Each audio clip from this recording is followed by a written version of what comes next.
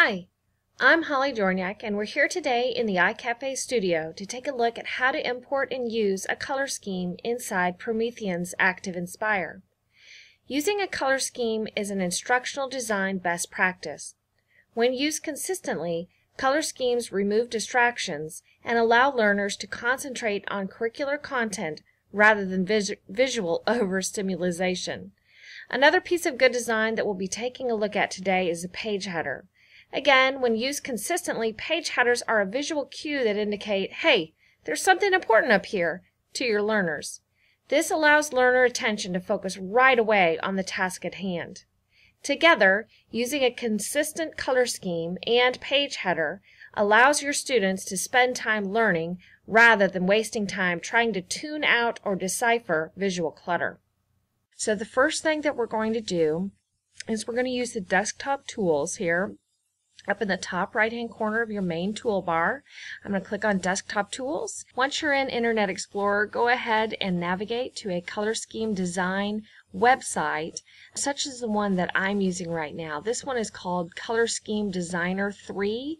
The URL is down there for you. Once you're there, just use the navigational tools that you can find on the site to choose your color scheme. Up here in Color Scheme Designer 3, you can choose complementary color scheme or accented color scheme. Usually I like to use the tetrad. Once I'm here, I can use my 4 little dots on my color wheel to adjust my color scheme so I get it just the way that I like it. So that looks good to me right there. Once I've got a color scheme that I like, I'm going to go to my desktop tools here. I'm going to go to my camera tool, and I'm going to use my area snapshot tool. And so I clicked on Area Snapshot. I'm going to move my little menu bar out of the way. I can move this window around wherever I like to take a snapshot. If it's not where I want, I can click and drag to choose an area that I want to take a snapshot of. I'm going to take that and I'm going to put that on my current page. So it's going to take a picture just of that area and send it to my flip chart.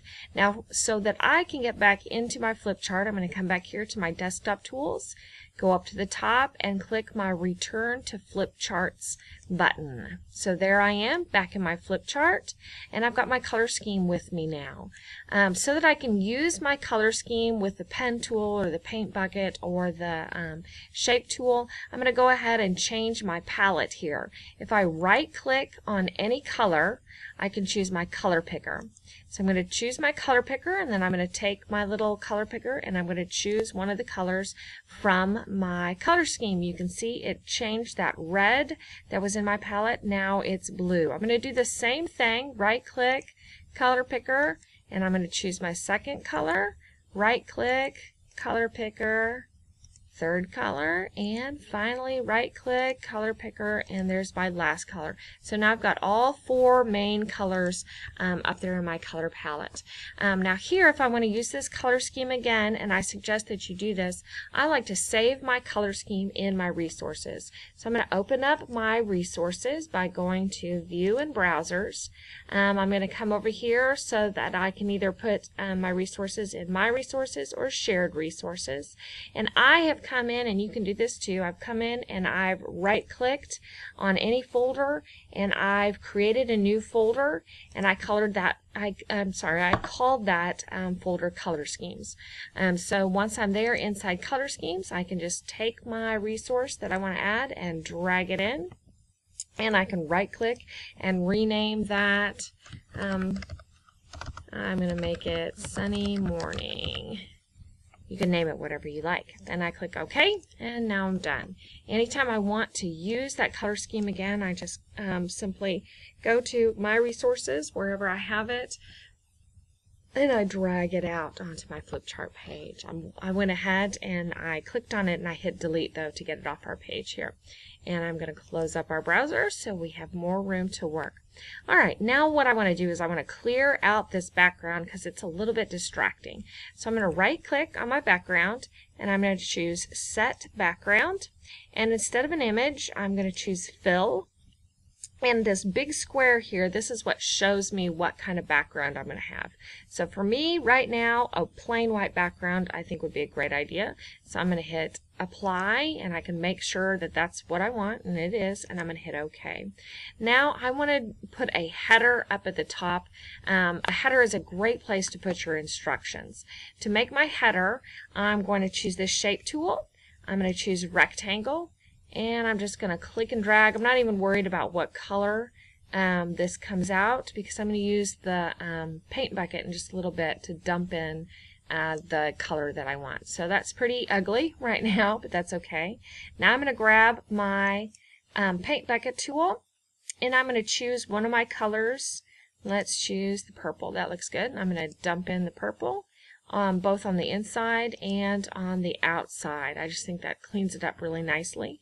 I'm going to choose my shape tool again, and again I'm going to make sure I'm using my rectangle tool. I like to always put a little line underneath. It just kind of sets that header apart. So again, that's pretty ugly right now, but that's okay. I'm going to grab my paint bucket tool, and I'm going to use one of my kind of accent colors here. I can try this orangish color, and I can make that a little thinner. I grabbed my select tool here, and I'm going to narrow that up so it's just not quite so dramatic, and I'll bring it down a little bit just to kind of set that header off.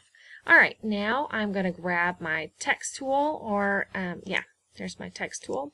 I'm going to take this. These are really the instructions, but they're really buried in here with the rest of my image and the rest of my text, which is confusing. So I'm going to right click, and I'm going to cut that text out, and I'm going to bring it up here to my header, and I'm going to paste it in. So I'm going to right click and paste. It does not want to show up, does it? So I'm going to turn it white, which is what I wanted to do with it anyway. I'm sorry, one of these, the first one, the one on the left, is your text color, and this is your background color here. So I'm going to bring that up.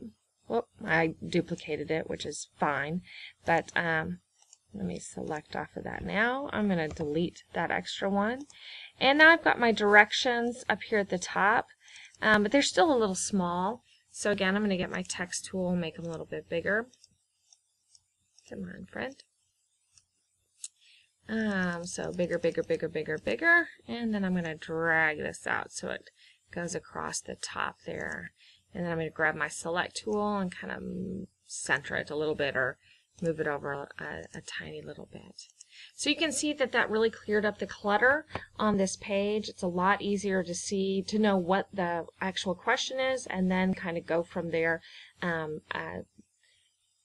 to answer the question without being all caught up in the clouds and any distracting other visual influences. This has been Holly Dorniak in the iCafe studio. Happy designing!